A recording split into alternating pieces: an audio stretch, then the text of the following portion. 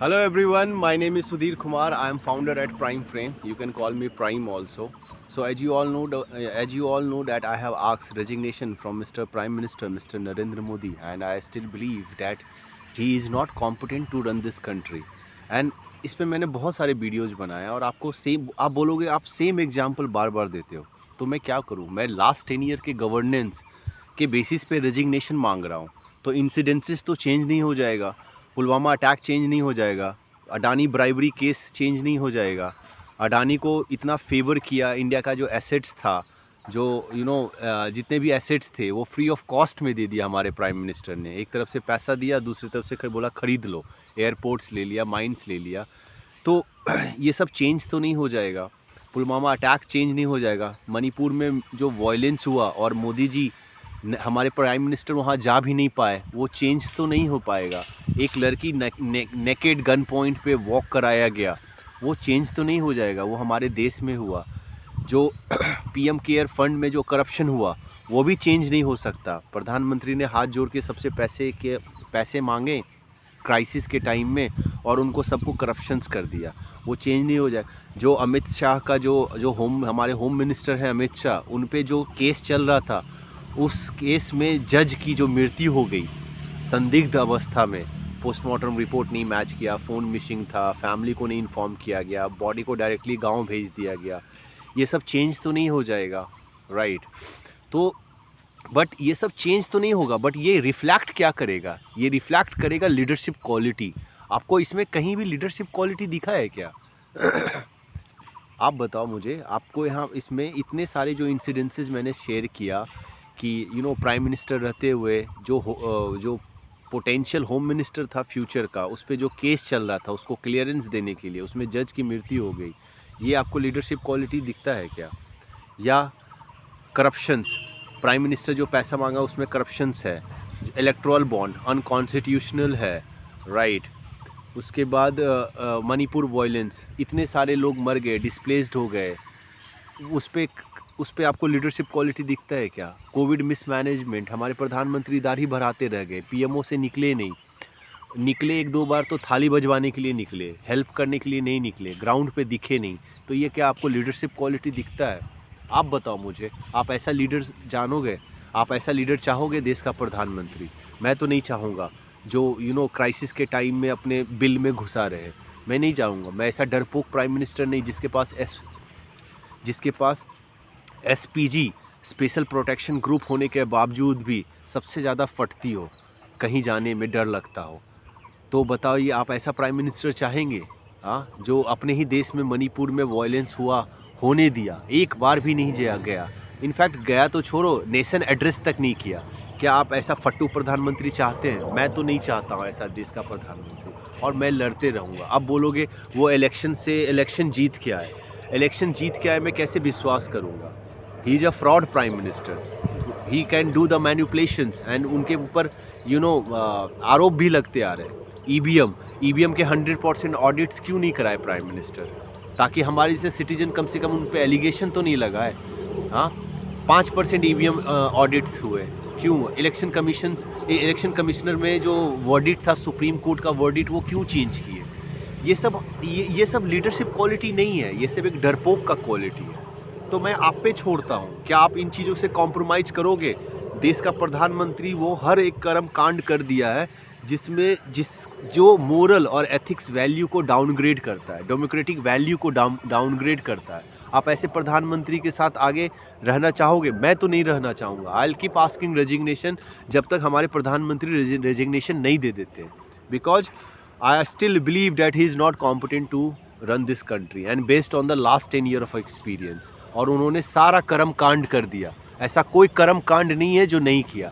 हमारे जैसे लोगों को मजबूरन आके आवाज़ उठाने के लिए मजबूर कर दिया, कॉन्स्टिट्यूशनल राइट एक्सरसाइज करने के लिए मजबूर कर दिया। बाबा भीमराव अंबेडकर का दिया हुआ वो फ्रीडम फाइनली यूटिलाइज करने पे मजबूर कर दिया। क्यों?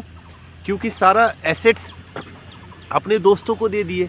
वर्ल्ड में गए, जब उनसे पूछा गया क्वेश्चन तो वो पर्सनल मैटर बता दिए, $150 मिलियन अडानी ब्राइबरी केस। तो मैं कैसे मानूंगा कोई हमारे प्रधानमंत्री है? वो तो कॉरपोरेट के लिए काम करते हैं, कुछ लोगों के लिए काम करते हैं, और जब हम कुछ लोगों के लिए ही काम करते हैं तो हम उनमें आते ही नहीं है, तो हम कैसे बोले कि वो हमारे प्रधानमंत्री हैं? हमारे लिए तो नहीं किए। उनका साल का खर्चा 250 से 300 करोड़ रुपया आता है, एक साल का खर्चा आता है उनका फॉरेन ट्रिप्स का। बूढ़ा बाबा, आपको ना बुढ़ारी में अय्यासी बूझ रहा है।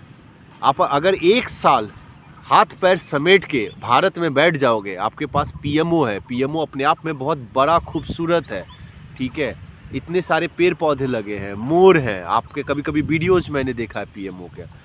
एक साल अगर आप हाथ पैर समेट के बैठ जाओगे ना, तो हमारे इसे स्टार्टअप को 20-20, 25-25, 30-30 लाख रुपया का सब्सिडी ग्रांट मिल जाएगा, आइडिया को इम्प्लीमेंट करने का, विज़न को इम्प्लीमेंट करने का, टेक्नोलॉजी बनाने का। लेकिन आपको मतलब ही नहीं है बूढ़ा बाबा, मैं बोलूं, आपको मतलब ही नहीं है देशवासियों से। आपको मतलब है हवाई जहाज़ पे हम कैसे उड़ के जा रहे हैं, वर्ल्ड में हम कैसे मज़ा मस्ती कर रहे हैं।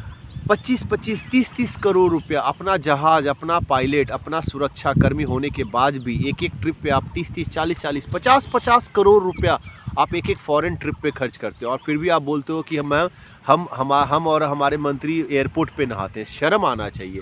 50 करोड़ जो खर्च करेगा वो साला पूरा गोवा बुक करके रहेगा, पूरा विला बुक करके रहेगा। तो बहुत सारे गिले शिकवे हैं, और आपके मिस गवर्नेंस के बेसिस पे मैं आपसे रेजिग्नेशन मांग रहा हूँ, और मुझे लगता है कि मेरा फैक्ट सही है। आप समझो उस चीज़ को, आप उस चीज़ को समझो।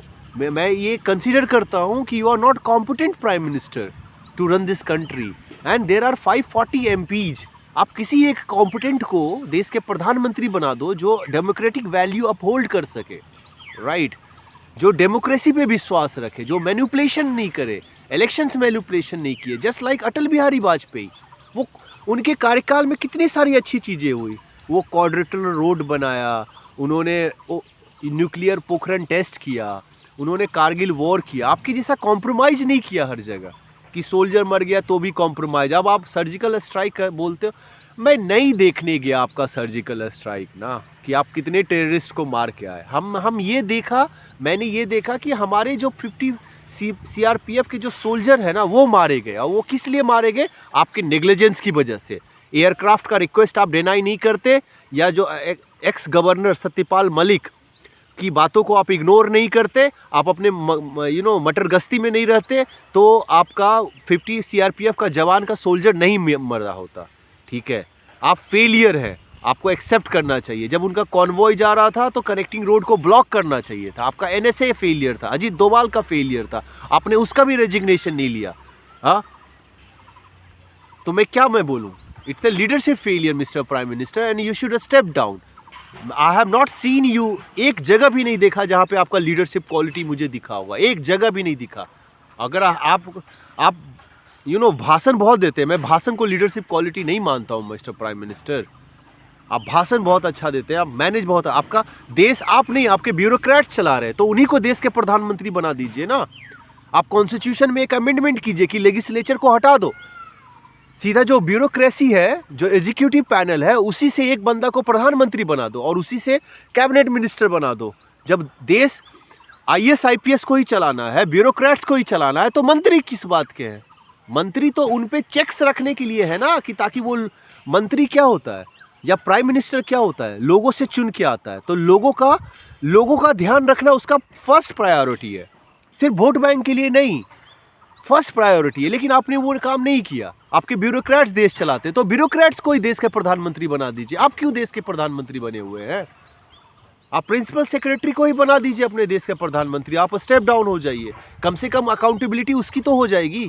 सवाल मैं उससे तो पूछूंगा, या बाकी सिटीजन्स उससे सवाल पूछेंगे ना। तो this is your failure. Bureaucrats देश नहीं चलाता है, देश वो बस मैनेज करता है, और उस पर जो लीडर्स होते हैं उसको क्रॉस चेक करते हैं, उसकी चीज़ों को चेक करते हैं, उसको गाइड करते हैं। तभी तो हम पॉलिटिशियंस को लीडर मानते हैं, ब्यूरोक्रेट्स को लीडर्स नहीं मानते हैं। ब्यूरोक्रेट्स को क्या है? पैसा है, पैसा के अलावा ब्यूरोक्रेट्स को कुछ नहीं दिखता है। वो 1 मिनट में आपको करप्ट कर देंगे, और कर दिए, पूरा सिस्टम करप्ट कर देंगे, और वैसे ही हुआ। ठीक है, चलिए बाय, आप अपना ध्यान रखिए और स्टेप डाउन हो जाइए। Thank you.